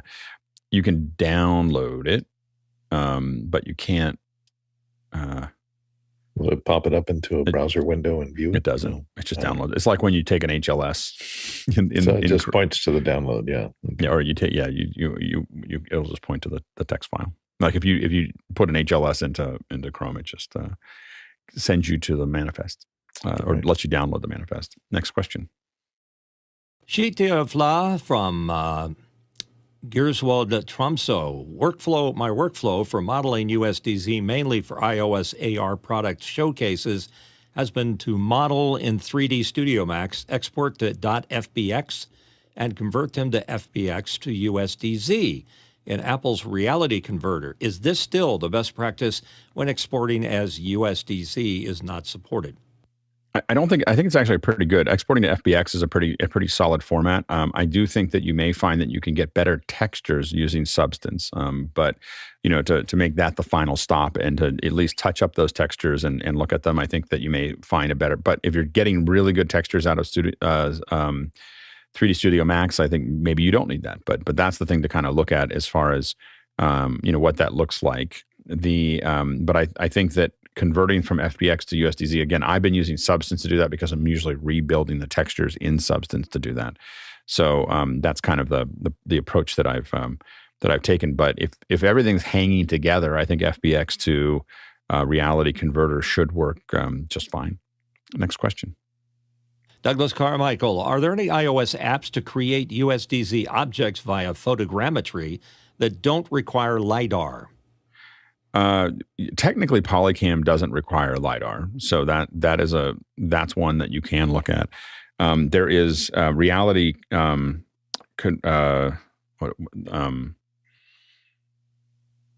one that Epic bought, and I just can't think of the name of the company, but they're also there's 3D Scanner. A lot of these are designed to work with either LiDAR or not LiDAR. So Polycam, for instance, will go to photogrammetry mode if you don't have LiDAR on it. I think there's a lot harder to get good models out of it without that. The other thing you can do is there is Metashape, which is out. You can get a demo of that or pay a monthly fee. And that's going to let you take a whole bunch of photos and convert them into 3D models, and it does a pretty good job. The hard part you really get into with photogrammetry is just you need to know enough to be able to close up the occlusions, so the base or something else. So a lot of times if you're taking an object, you need to figure out a way to suspend it without it, with covering the minimum amount of data, and also how do you light it from the bottom to get the lighting in there as well. So those are the things you have to kind of think about when you start to do that. Next question. Matthias Uttila from Helsinki, Finland. Could you play Legend USDZ Keynote animations over top of the live video using key and fill? Can you say that again? Could you play keyed? Could you play keyed USDZ Keynote animations over the top of live video using key and fill? So the way that you would do that is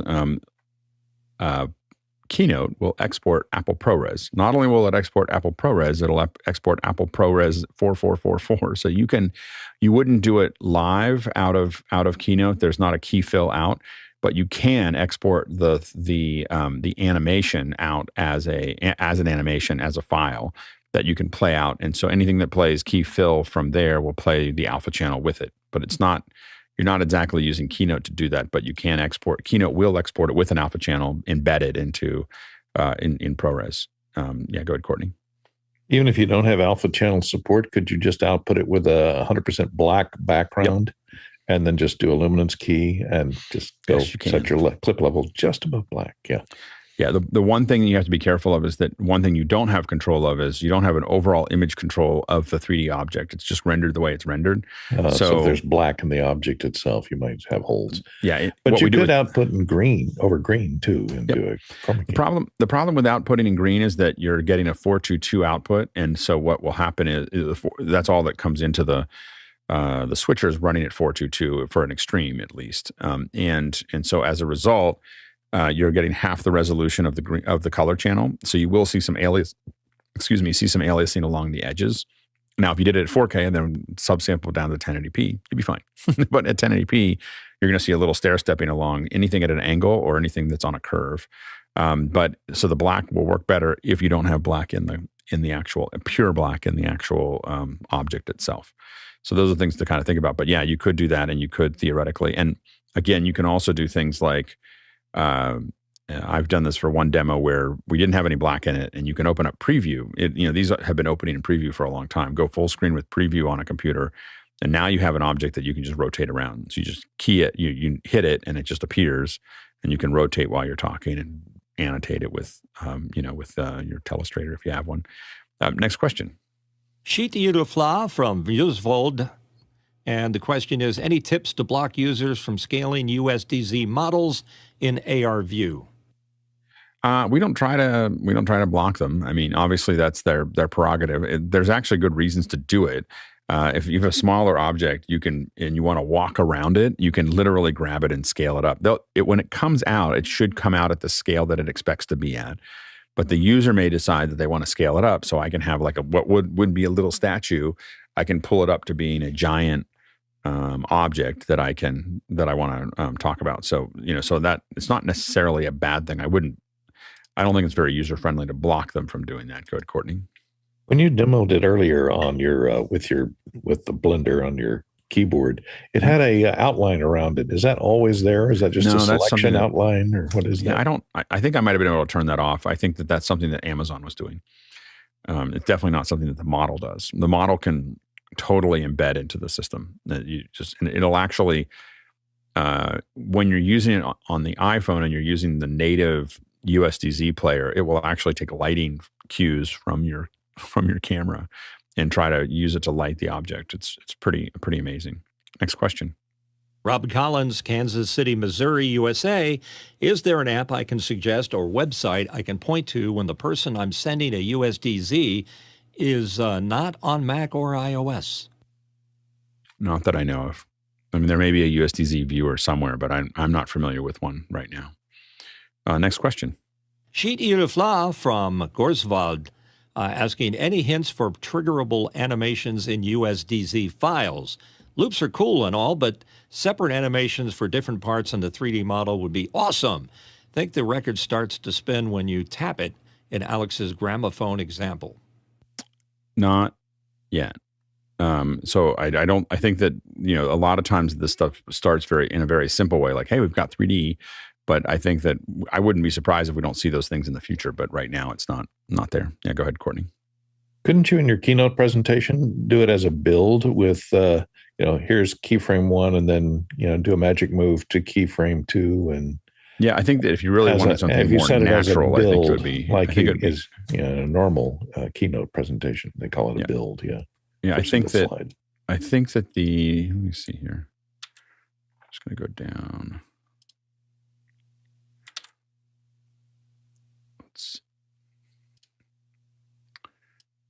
And what I'm So doing each here, mouse click takes you to the second position on that same slide. Yeah. Yeah, I think that this would be, so here's my build here. So there's my, and I have it, let's see, play in slideshow. So I've turned off play in slideshow. And then what I'm going to do is copy this and have this one play in slideshow.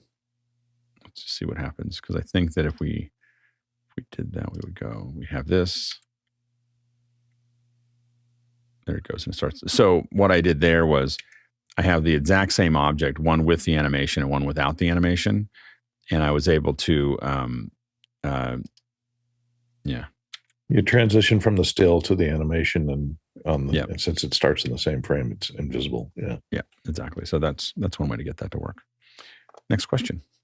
Peter Moore from Auckland, New Zealand.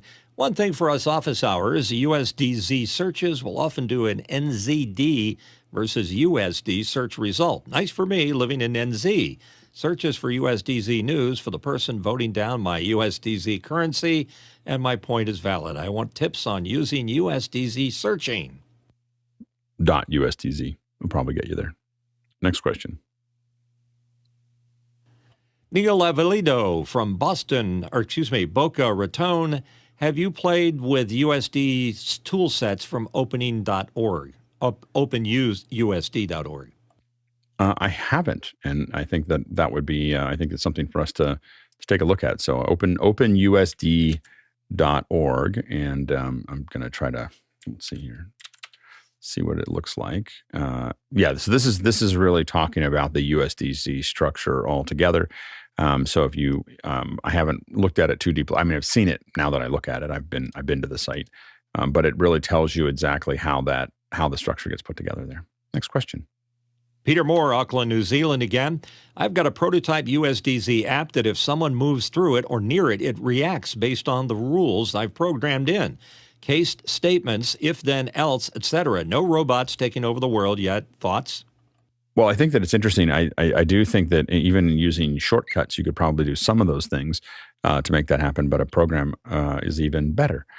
So I do think that there's going to be a lot that we see happen in the USDZ world. Again, I think that the big advantage that we have is that a very large company is behind it and really embedding it into everything. And so I think that we're going to see much more support for USDZ than we've seen in any other 3D format ever. Go, Bill.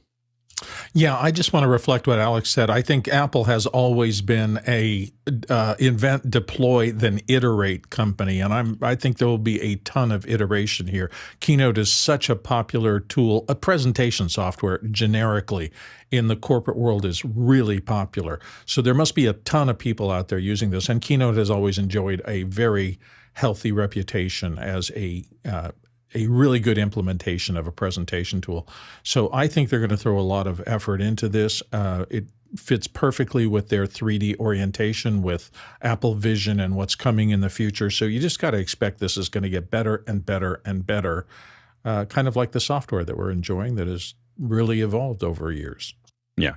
And, I think the fact that it is unencumbered by any purchase, it is free, it is on every Mac, out there, as well as every iPhone, and you can actually, I think you can run Keynote from an iPhone, but definitely from an iPad. I think that also helps with the penetration. Go ahead, Courtney. Yeah, but to make it ubiquitous, don't they have to write drivers for Chrome or for other browsers outside the walled garden so that the rest of the world that can't afford those expensive Macintosh computers can take advantage of USDZ?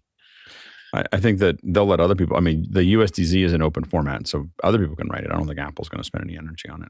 But the because it's right now, it's going to be until other apps start to support USDZ, Keynote, and as model libraries start to roll out, which I think will happen over this year or over next year, Keynote will have a distinct presentation advantage, over everything else until the others catch up, and I think that they're going to have a hard time,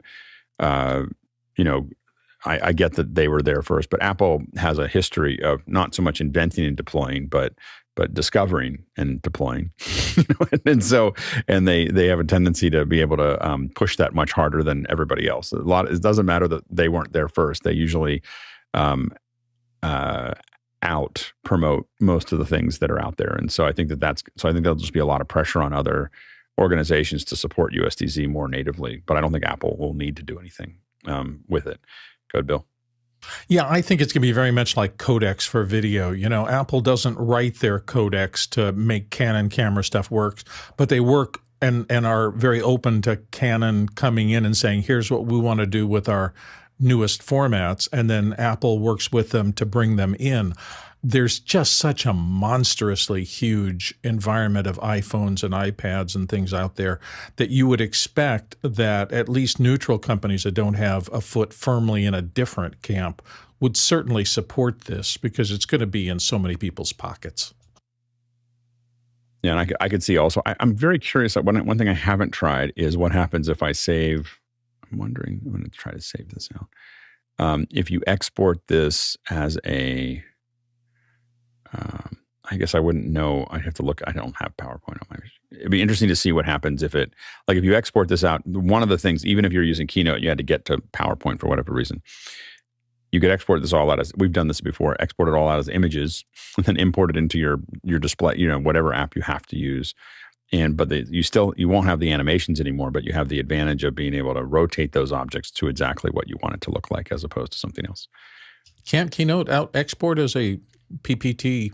It can. I don't think it's going to export the 3D models. Yeah, it's going to export. It's going to export. How much doesn't?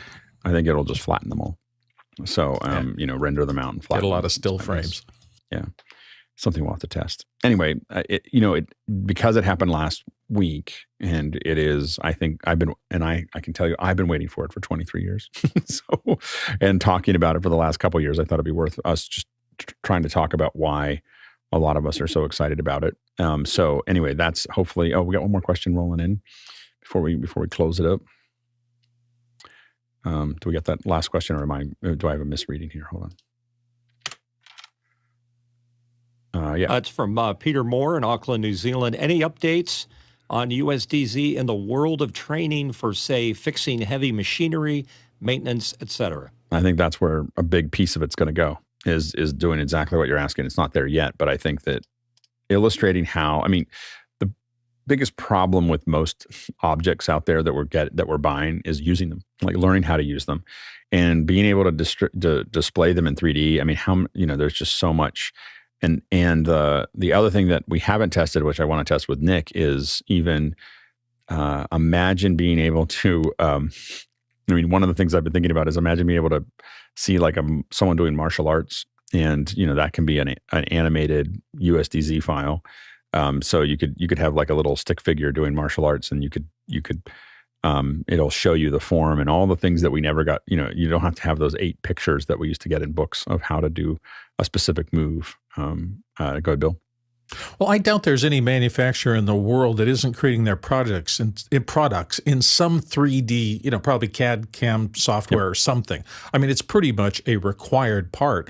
So eventually you'd have to see that if those big programs could just simply export a USDZ model of what they've already spent all this time designing down to the manufacturing specs, that a flood of this stuff would start coming in, and maybe it would become a little bit like corporate logos. I can go up and now I don't have to recreate the Citibank logo or whoever I need in as a sponsor. I can just go grab it off a website.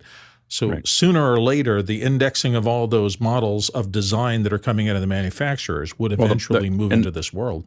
And the problem really is making them really photoreal. So a lot of the CAD drawings are going to be very basic, and cheap companies will just try to take the CAD models and export them out and make them USDZ models, and they'll look.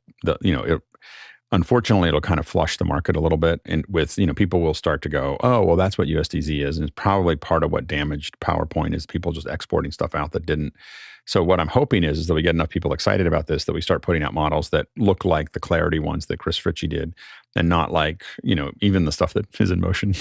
So and that we have really high quality models that people can see, because I think it's important that people understand how high quality an object can be to make that actually work. So hopefully we're going to see more of that where we can get people excited about it, because I think it's groundbreaking.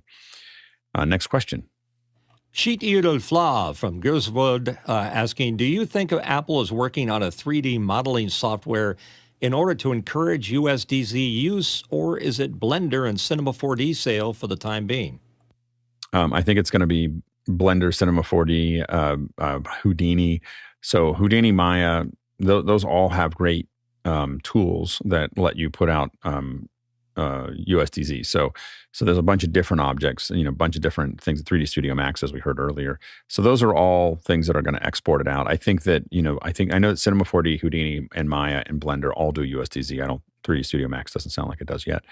But so those are all doing it. I think that what I'm told is that the rank of those, of the quality of the USDZ, or the amount of control that you have, and I haven't tested all of them, but is Houdini, then Maya, then Blender, then and then Cinema 4D as far as the export quality out, or the controls that you have on the way out. But I imagine Cinema 4D will be very high up there relatively soon. So I think those are the things that I think we're going to see a lot more of. No wonder you are so excited about Feather and those folks at Synagogue. Well, yeah. So imagine being able to take your Feather object that you built and export it out, and then bring it into Keynote and rotate it around where you want to show it. So those are all things that are possible as well. Yeah. Next question. Our good friend Kishi Flav from Griswold is back. Any experience in the size of USDZ models in AR mode? We have created a USDZ of our mobile stage that is 8 meters long, and placing it when on location scouting works awesomely. Could you make it a full-size house you can walk around in the build site? I've done it by accident. I walked around someone's house, and it was an art. It's a person who used to own an art gallery, so there's tons of art. And I walked around waving Polycam. This is probably 2 or 3 years ago. Waving Polycam around and absorb, gathering that whole house. And then when I sent it to him, I thought it would come in as like a small thing. It just came in as the size of the house. so it was the funny thing was that what it does is it uses the LiDAR to figure out what the distance is from the camera, and it does a composite. So when as soon as he popped it on, it looked like the toilet in the bathroom was in the kitchen, which is not appropriate. So, but it was just like it just grabbed it just happened to be where it was standing. It just set those two things at the same time together. And I was like, I think we now know that we don't want the bathroom right behind the stove. Next question. I think we don't have another one. There it is. Peter Moore, Auckland, New Zealand. For us, my new word for OH office hours for USDZ experientual.pls, copyrighted. Very good. Yeah, no, we will be talking a lot about USDZ as we move forward, because I think it is something that's, I tend to see things that I think are going to be really potentially very popular, and try to make sure that we get ahead of it, and we're thinking about it and working with it, whether it's HDR or surround, or in this case, USDZ. I think it's important that as a service to this group, this membership, that we all, we want to try to be on the front end of that curve. It's a lot. I'm not a big fan of like, hey, everybody else is going here, I should go there too. I usually try to get there first, get the most out of it. And then by the time it becomes commoditized, I usually move on to the next thing. So I'm always working on those things. And this is something that's out in the front right now. All right. Thank you so much to the producers for all the great input and all the great questions that we had here today. Thank you to the panelists. Can't do this without you. And thanks to the incredible team that makes all of this work on the back end. We traveled a lot today. There was a lot of traveling in the Tlaloc Traversal, 205,000 miles. That is 330,000 kilometers. And it may be a record at 1.628 billion bananas for scale. A lot of trips to Yearswold. Let's go ahead and jump into After Hours. Reminder that we've got the reader and host thing today at noon Pacific Standard. That's 3 p.m. Eastern Standard Time. I think that's 7 p.m. Show workshop UTC. Also. Yeah, show workshop. So if you're looking at trying to rehearse, it's a great time or learning what all this means, it's a great time to jump in there. You ought to Wish I create could a USDZ animation that animates bananas moving from country to country to country to country to the end. I need to make a USDZ model of my banana. This banana right here. We can build it so that we can have it rotating around. Then a rotating world going from city to city. Exactly. All in USDZ. All right.